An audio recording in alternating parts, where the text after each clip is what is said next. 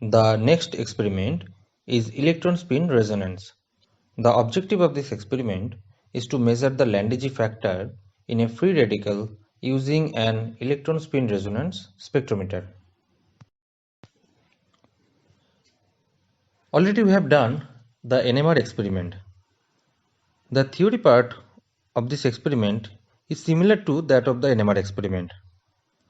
So here L is orbital angular momentum and S represents the spin angular momentum. Then the total angular momentum will be the vector sum of L plus S. And we can see from the picture that the resultant angular momentum J will precede along the direction of the applied magnetic field. The magnetic moment corresponding to L and S is mu L vector and mu S vector. And mu L vector and mu S vector will be opposite to the vector L and S. So respectively. Here in this picture we can see that mu L vector is opposite and the length is equal, whereas mu S vector is opposite to S, antiparallel to S, and it is doubled. The length of the mu S vector is double as the length of the vector S. So the resultant magnetic moment mu is mu L and the vector sum of mu L and mu S. So mu is equal to mu L plus mu S.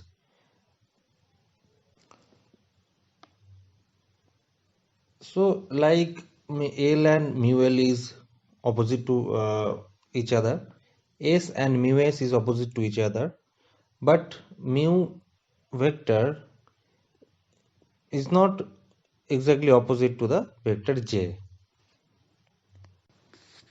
So if we take the component of mu along J, it will be mu J, and mu J will be mu L cos angle between L and J plus mu S cos angle between S and J. Now if we do some vector calculations and put the value of cos Lj and cos Sj, then we can come to mu j is equal to root over j into j plus 1 g mu b. Here mu b is Bohr magneton and it is Eh cut by 2me, where me is the mass of the electron, E is the electronic charge, and h cut is the reduced Planck's constant, and G is Landry factor. So it is a basically a combination of L, S and J. So G is equal to 1 plus J into J plus 1 plus S into S plus 1 minus L into L plus 1 divided by 2 into J plus 1. And the energy, atomic energy, the splitting of this atomic energy in presence of a magnetic field will be mu b b g mj, where b is the magnetic flux and mg is the component of the vector j along the magnetic field, and we have already described mu b as Bohr magneton and b is the magnetic flux and g is the Landry factor. So this is how the Landry factor comes into picture in atomic physics. Now consider a material. It is placed in a uniform magnetic field H0 and it has a magnetic moment mu.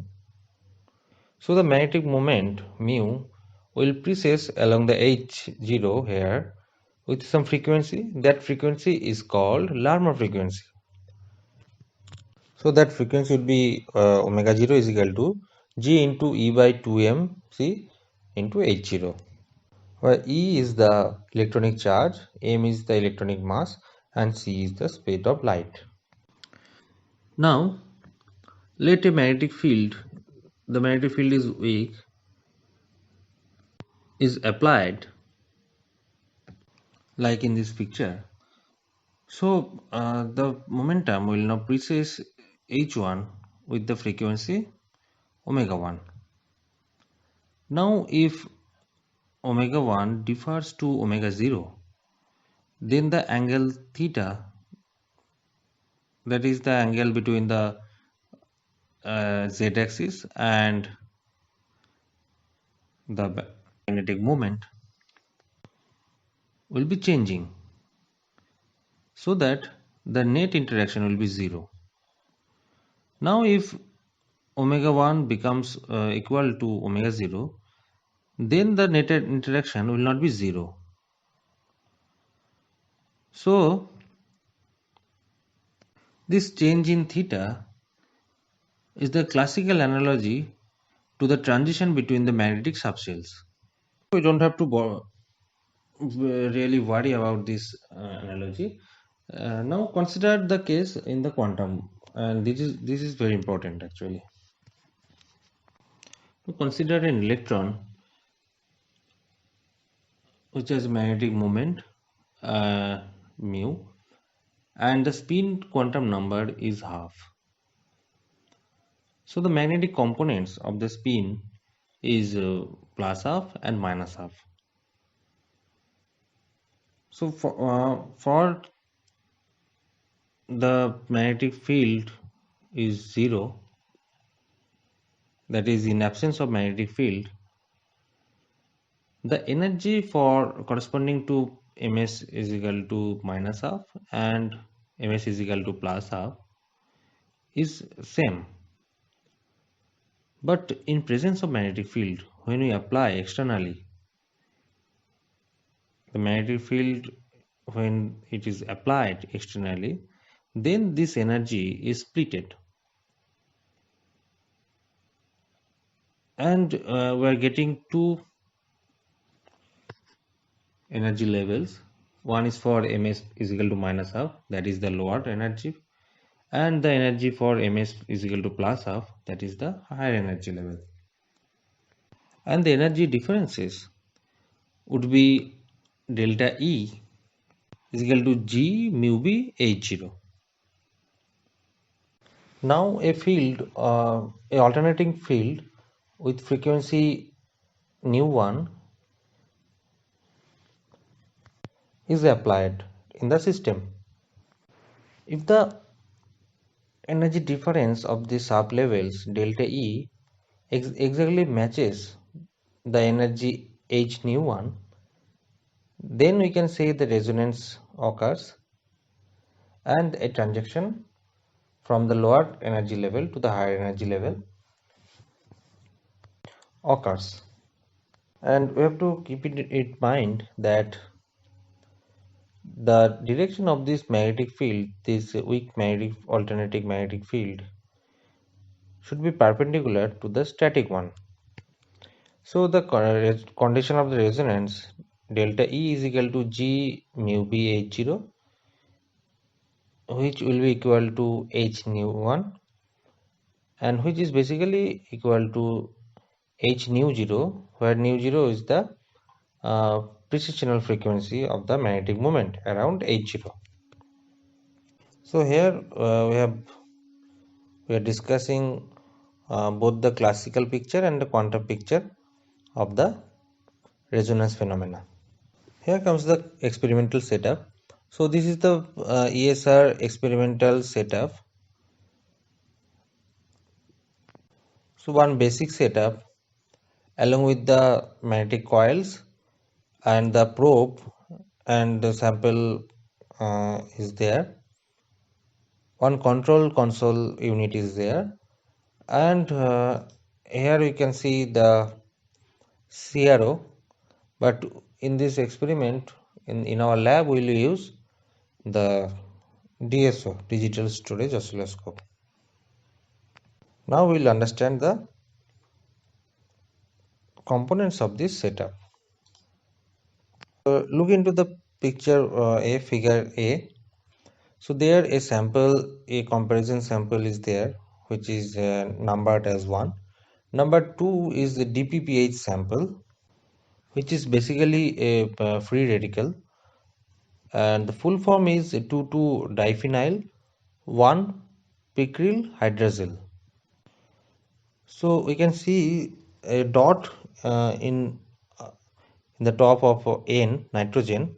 So that is the unpaired electrons, and we have to keep in mind that in ASR the material which will be used in the experiments, that must contain an unpaired electrons. Otherwise, it will not show the uh, electron spectroscopy, electron spin resonance spectroscopy. So number 3 is labeled as ESR. This is the ESR probe, and in this probe we have to place the sample. And 4 or 5s are assembly rings and assembly cylinder, which will be used in the assembly of this probe. You can see that in the figure B. Now the whole setup is splitted in figure C. So number 1 is the basic unit, and in 1 itself 1E is numbered as the sample holder, which you have to place the sample. 1B is the test probe folder. Number 2 is the control console, which will be discussed later. And number 3 is the pair of magnetic coils, that in between that coils we have to place the probe and the sample, along with the sample rather. And number 4 is the plug-in power supply. And after doing the assemble, we can get as figure D. So in the control console panel, a probe is there. So the probe along with the sample will be connected through this. A frequency modulation knob is there in number 4. So we can vary the frequency in the megahertz order, and the display is number 5. So the applied frequency will be displayed in this frequency display. Number 2 knob is the sensitivity trimmer. So for precisely tuning of this frequency, we have to adjust the sensitivity. And after selecting the frequency to a particular value, the sensitive knob we have to rotate. Okay, we have to change the sensitivity knob very slowly, and there will be one point. At that point, this resonance will occur. So we have to take that particular frequency as our resonance frequency. Number 6 is the signal out, and number 7 is the field out. So to connect the signal out in channel 1 and field out to the channel 2 in the DSO. So through this we are basically applying the alternating magnetic field. So we have to set a frequency to a particular value on the control console. Then we have to set the sensitivity where the maximum signals we are gaining. So at that time the LED will be lighted up brightly, so the signal will be maximum at that time. So resonance will occur at that particular frequency. So we have to choose the frequency from where you get maximum sensitivity, where you get maximum amplitude of the signals, and corresponding resonance voltage and resonance frequency we have to note down, and we have to repeat that things for various frequencies. So in this graph, that graph will be displayed in the DSO, and here the blue line is for the field signal, and the red light is the sig signal output. So the blue is the field we are applying, and signal is the is notified as red. So we are getting a peak here at a particular time. So in the x-axis time is plotted, and the y-axis voltage is plotted. Okay.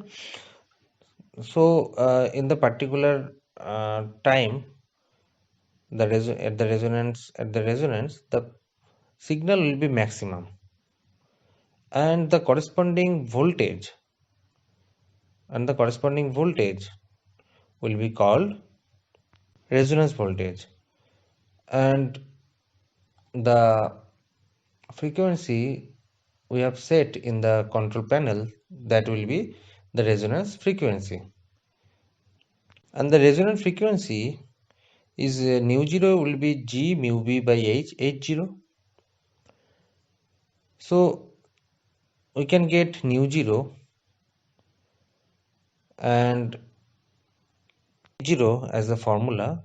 Then from the equation we can get the value of g, as the mu b and h is constant, and the value is h is equal to 6.626 into 10 to the power minus 34 joule second, and mu b is equal to 9.28 into 10 to the power minus 24 joule per Tesla. From the resonant voltage, how to measure the H0, the field? So H0 will be P into UR.